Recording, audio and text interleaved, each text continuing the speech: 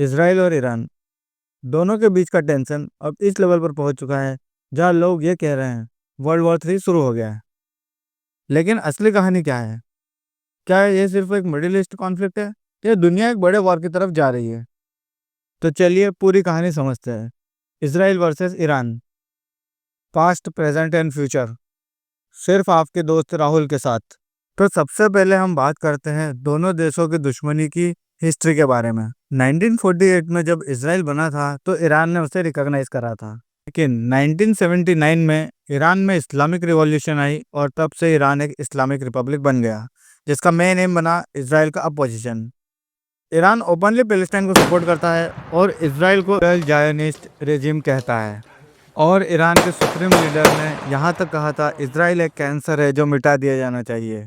तब से proxy war शुरू हुए, लेबनान में हिजबुल्लाह, सीरिया में मिलिटियास और गाजा में हमास। तो अब हम ये जानेंगे कि दोनों के बीच अभी रिसेंट में वॉर एक्सेलेरेशन क्यों हुई। तो ये बात है अक्टूबर 2023 की। उसने इसराइल पर अटैक किया और 1200 से ज़्यादा लोग मारे गए, जिसके रिस्पांस में इसराइल ने फुल स्केल वॉर की घोषणा की गाजा के अगेंस्ट में। ईरान हमास का लॉन्ग टाइम सपोर्टर रहा है। फिर 2024 में इसराइल ने सीरिया के ईरानियन कंसुलेट पर एयर स्ट्राइक किया और 7 टॉप कमांडर्स मारे गए। तो फिर ईरान ने जवाब में अप्रैल 2024 में लॉन्च किया 300 प्लस ड्रोन्स और मिसाइल, जो कि था पहला direct attack on Israeli soil. तो अब इसराइल भी कहाँ चुप रहने वाला था। इसराइल ने तेहरान के अंदर तक साइबर अटैक्स और ड्रोन स्ट्राइक से जवाब दिया। अब ये सिर्फ प्रॉक्सी वॉर नहीं, अब एक डायरेक्ट फेस ऑफ बन चुका है। तो आइए हम दोनों देशों के मिलिट्री पावर को कंपेयर करते हैं। तो पहले देखते हैं इसराइल के पास क्या क्या है।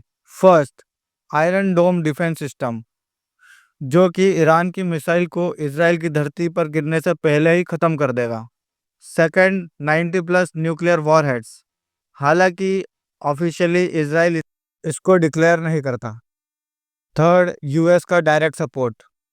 And the fourth, super trend air force, जिसका लोहा पूरा विश्व मानता है।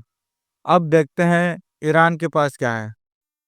First, world's biggest drone army, Iran के पास दुनिया की सबसे बड़ी ड्रोन आर्मी है। दूसरा, 3000 से भी ज़्यादा बैलिस्टिक मिसाइल्स, जिससे ईरान इसराइल पर कहर ढा सकता है। तीसरा, प्रॉक्सी पावर, ये लोग हिजबुल्लाह, हौथीस और हमास का इस्तेमाल कर सकते हैं। चौथा, स्ट्रॉन्ग साइबर वॉरफेयर टीम्स, जो कि इसराइल के लिए एक नाइटमेयर हो सकती है। सो देखा जाए तो दोनों देश स्ट्रेटेजिक लेवल पर डेंजरस है और पूरी रीजन को ही डिस्टेबलाइज कर सकते हैं। तो अब समझते हैं कि इन दोनों के वॉर से क्या ग्लोबल इम्पैक्ट रहेगा। ये सिर्फ एक रीजनल फाइट नहीं है। स्ट्रेट ऑफ हॉर्मुज़, जहाँ से 20% ग्लोबल ऑयल गुजरता है, ईरान के कंट्रोल में है। ऑयल प्राइसेस शूटअप हो गए और ग्लोबल स्टॉक मार्केट क्रैश हुए। यूएन ने इमरजेंसी मीटिंग बुलाई। यूएसए, यूके, रशिया, चाइना सब अपनी पोजीशनिंग ले रहे हैं। भारत ने दोनों तरफ शांति की अपील की है, लेकिन प्रेशर हर तरफ से बढ़ता जा रहा है। तो सवाल ये है, क्या ये पूरा वॉर बनेगा? लेकिन एक्सपर्ट्स कहते हैं कि ये एक लिमिटेड कॉन्फ्लिक्ट रह सकता है। लेकिन अगर अमेरिका और रशिया ने डायरेक्ट एंट्री ले ली तो ये वर्ल्ड वॉर 3 का दरवाजा खोल सकता है। ये लड़ाई सिर्फ मिसाइल्स की नहीं है, ये एक टेस्ट है डिप्लोमेसी वर्सेस डिस्ट्रक्शन का। दुनिया बस अब एक स्पार्क से दूर है और वो स्पार्क कब लगेगा कोई नहीं जानता।